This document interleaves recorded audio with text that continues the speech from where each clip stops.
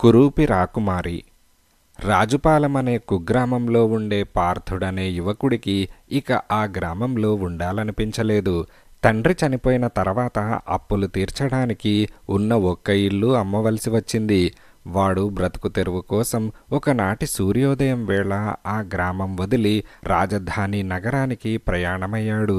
మధ్యాహ్నానికల్లా వాడు అడవి మధ్య ఉన్న చింతల దిబ్బ ప్రాంతం చేరాడు. అక్కడ దిబ్బ మీద గుడిసె ఒకటి ఉన్నది. మంచినీళ్ల కోసం వాడు ఆ గుడిసెను సమీపించాడు. ఆ గుడిసె మంత్రాల మరిడమ్మది. 25 ఏళ్లుగా ఆమె ఆ గుడిసెలో ఒంటరిగా నివసిస్తున్నది.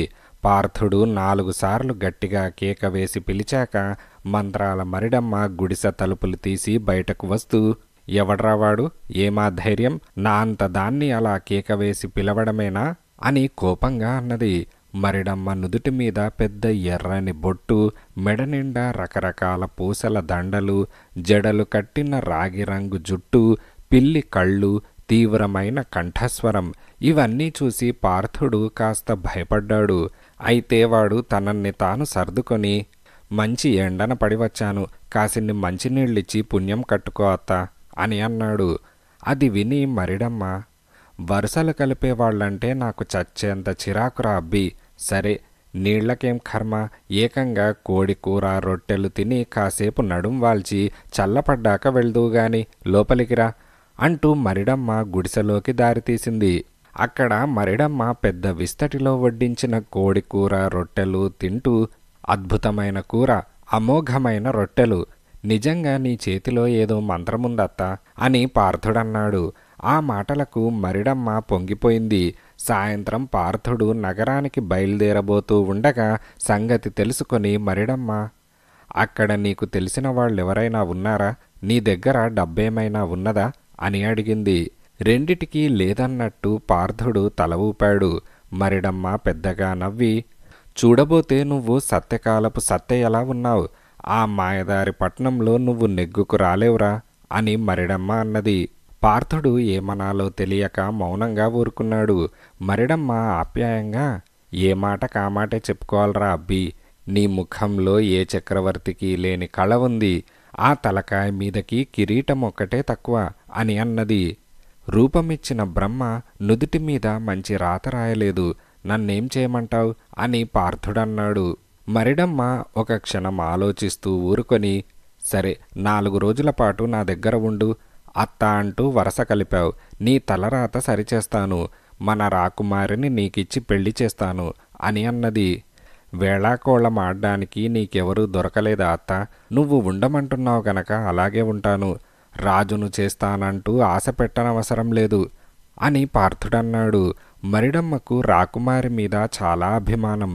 మహారాణి నిండు చూలాలుగా ఉన్నప్పుడు మహారాజుతో కలిసి వనవిహారానికి వచ్చింది. ఆ సాయంత్రం వాళ్ళు తిరిగిపోతూ మరిడమ్మ ఉండే చింతల దిబ్బ ప్రాంతానికి వచ్చారు. ఆ సమయంలో ఒక చిరుతపులి చెట్టు మీద నుంచి రాజున్న రథం మీదకు దూకింది. రాజైతే చిరుతను చంపాడు గాని రాణి భయంతో కంపించిపోవడంతో పురిటి నొప్పులు ప్రారంభమయ్యాయి. మరిడమ్మ ఆమెను గుడిసెలోకి తీసుకుపోయి పురుడు పోసింది. రాణి ఒక కురూపి ఆడపిల్లను కని బిడ్డను కళ్ళ చూడకుండానే కన్నుమూసింది. రాజుగారు ఆ కురూపి తన బిడ్డగా నలుగురికి చూపడం ఇష్టం లేక అంతఃపురంలోనే ఒక రహస్య మందిరంలో ఉంచి బయట ప్రపంచం తెలియకుండా పెంచాడు. ఆ కురూపి రాకుమారి ఇప్పుడు యుక్త వయస్కురాలై రాజుగారికి ఆమె వివాహం గడ్డు సమస్యగా తయారైంది. పురుడు పోసిన అభిమానంతో మరిడమ్మ అప్పుడప్పుడు రాజభవనానికి వెళ్ళి రాకుమారిని పలకరించి వస్తూ ఉంటుంది. మర్నాడు తెల్లవారుతూనే మరిడమ్మ పంజరంలో ఉన్న ఒక రామచిలుకను తీసుకొని రాజుగారి దగ్గరకు వెళ్ళింది. రాజు ఆమెను చూసి, ఏం మరిడమ్మ, చిలుకను వెంట తెచ్చావేం అని అడిగాడు.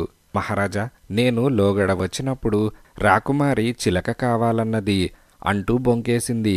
రాకుమారి పంజరంలో ఉన్న చిలకను చూసి మురిసిపోతూ, దీనికోసం బంగారు పంజరం చేయిస్తానవ్వా అని అన్నది. హాయిగా అడవుల్లోనూ పళ్ళ తోటల్లోనూ తిరిగే రామచిలక నువ్వు బంగారు పంజరంలో బంధిస్తే సుఖంగా ఉండగలదా అని మరిడమ్మ అడిగింది. అడవులు తోటలు ఎక్కడుంటాయి, ఎలా ఉంటాయి అని రాకుమారి కుతూహలంగా అడిగింది. అవన్నీ నాతో పాటు వస్తే చూపిస్తాను. అక్కడ ఎవరినడిగినా నువ్వు నా మనవరాలివని చెప్పాలి. నిన్నిలా తీసుకెళ్తే మీ నాన్న నా తల నరికి కోట గుమ్మానికి వేళ్లాడదీస్తాడు. నిన్ను చిలకగా మార్చి నా వెంట తీసుకువెళ్తాను, సరేనా అని మరిడమ్మ అన్నది. రాకుమారి సంతోషంగా అందుకు ఒప్పుకున్నది. మరిడమ్మ ఏదో మంత్రం చదవగానే రాకుమారి కాస్త చిలకగా మారిపోయింది. మరిడమ్మ పంజరంలోని చిలుకను గవాక్షం గుండా వదిలిపెట్టి చిలకగా మారిన రాకుమారిని పంజరంలో పెట్టుకొని తిరుగు ప్రయాణమైంది. ఆమె గుడిసె చేరేసరికి సాయంత్రం కావస్తున్నది. బయట నులక మంచం మీద పడుకొని ఉన్న పార్థుడు మరిడమ్మ వచ్చిన అలికిడికి ఎవరు అని అన్నాడు. నేనేరా అల్లుడా, ఏం చూపానడం లేదా అని మరిడమ్మ చిన్నగా నవ్వుకుంటూ అన్నది. అత్త, నువ్వు గుడిసెలో నుంచి అటు వెళ్ళగానే నేనిక్కడ గుడ్డివాణ్ణైపోయాను అంటూ పార్థుడు భోరుమన్నాడు. మరిడమ్మ వాడి భుజం తట్టి, దిగులు పడకు, నీకు తప్పక చూపొస్తుంది. ఇదిగో నా మనవరాల్ని వెంట తెచ్చాను. దానికి వైద్యం తెలుసు, త్వరలో నీకు చూపొచ్చేలా చేస్తుంది అని అన్నది. మరిడమ్మ ఏదో మంత్రం చదివి రామచిలుకను రాకుమారిగా మార్చి ఒక చిన్న పాత్రలో ఏదో పసరిచ్చి, మా వాడి కళ్లకు ఈ పసరురాయ్, నాకు అవతల పనులున్నవి అంటూ గుడిసెలోకి వెళ్ళిపోయింది. పార్థుణ్ణి చూస్తూనే రాకుమారి చాలా ఆశ్చర్యపోయింది. సృష్టిలో అంత అందమైన వాళ్ళుంటారని ఆమె ఏనాడూ ఊహించలేదు. అయితే అంత అందగాడికి చూపు లేకపోవడం ఆమెను ఎంతగానో బాధించింది. రాకుమారి మరిడమ్మ ఇచ్చిన ఆకు పసరు కళ్లకు పూస్తుంటే పార్థుడు, ఎవరు నువ్వు అంటూ ఆమె చెయ్యి పట్టుకున్నాడు. నేను మరిడమ్మ మనవరాల్ని. నేను రాసే మందుకు కళ్ళేమైనా మండుతున్నాయా అని రాకుమారి ఆప్యాయంగా అడిగింది. అదేం లేదు అని పార్థుడు చిన్నగా నవ్వుతూ అన్నాడు. మరిడమ్మ రాకుమారికి రామచిలకగా మారడం, తిరిగి మామూలు రాకుమారిగా మారడం ఎలాగో ఆ మంత్రం నేర్పింది. రాకుమారి చీకటి పడే సమయానికి చిలకగా మారి తన అంతఃపురానికి ఎగిరిపోయింది. మర్నాడు మధ్యాహ్నం వేళకు రాకుమారి వచ్చింది. వస్తూనే ఆమె పార్థుడికి పసరు రాసింది. ఈ విధంగా 10 రోజులు జరిగాయి.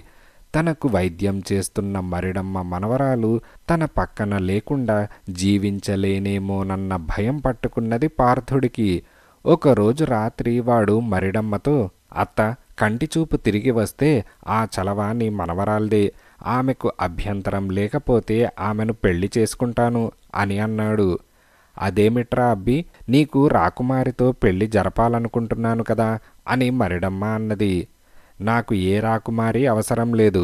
పెళ్ళంటూ చేసుకుంటే నీ మనవరాల్నే చేసుకుంటాను అని పార్థుడు చాలా పట్టుదలగా అన్నాడు. మర్నాడు వచ్చిన రాకుమారితో మరిడమ్మ పార్థుడన్న మాటలు చెప్పింది. అంతటి అందగాడికి నేను తగనవ్వా అని రాకుమారి తల వంచుకొని అన్నది.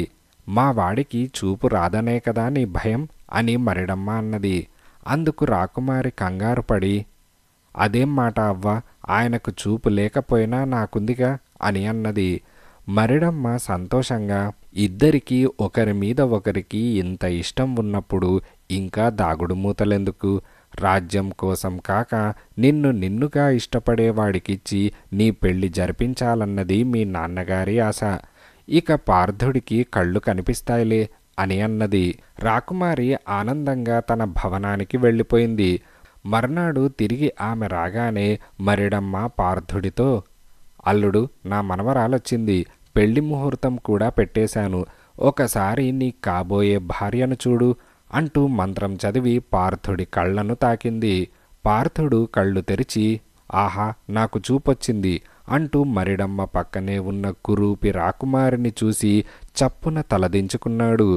నా మనమరాలి రూపం నీకు నచ్చలేదా ఏం అని మరిడమ్మ అడిగింది. నీ మనమరాలంటే నాకు పంచప్రాణాలు, అయితే ఆమె వికార రూపం అని పార్థుడు నసిగాడు. మరిడమ్మ ఒక చిన్న అద్దం తెచ్చి పార్థుడికిచ్చింది. పార్థుడు అందులో తన ముఖం చూసుకొని భయంతో కెవ్వుమంటూ అరిచాడు. వాడి రూపం వికృతంగా మారిపోయింది. అల్లుడు, ఇప్పుడు చెప్పు, నా మనమరాలు నీకు తగిన జోడే కదా అంటూ మరిడమ్మ నవ్వింది. పార్థుడు తల వంచుకొని కొద్దిసేపు ఆలోచించి, అత్త, నాలో ఉన్న మూర్ఖత్వాన్ని పారదోలావు. ఈ పెళ్ళి నేను మనస్ఫూర్తిగా చేసుకుంటాను. అంటూ మరిడమ్మ అందించిన బంతిపూల దండను కురూపి రాకుమారి మెడలో వేశాడు. ఆశ్చర్యం! ఆ మరుక్షణం కురూపి రాకుమారి బంగారు దేహ ఛాయతో అతిలోక సుందరిలా మారిపోయింది. ఆ క్షణమే పార్థుడికి తన పూర్వరూపం వచ్చేసింది. మరిడమ్మ ద్వారా జరిగిన దాని పూర్వాపరాలు విన్న రాజు రాజ్యం కోసం కాక కోరి కురూపిగా ఉన్నప్పుడు తన కుమార్తెను వివాహమాడిన పార్థుణ్ణి ఎంతగానో మెచ్చుకున్నాడు. ఆ తర్వాత కొంతకాలానికి రాజు కాలధర్మం చెందగా పార్థుడు రాజై ఎన్నో సంవత్సరాల పాటు ప్రజారంజకంగా రాజ్యపాలన చేశాడు.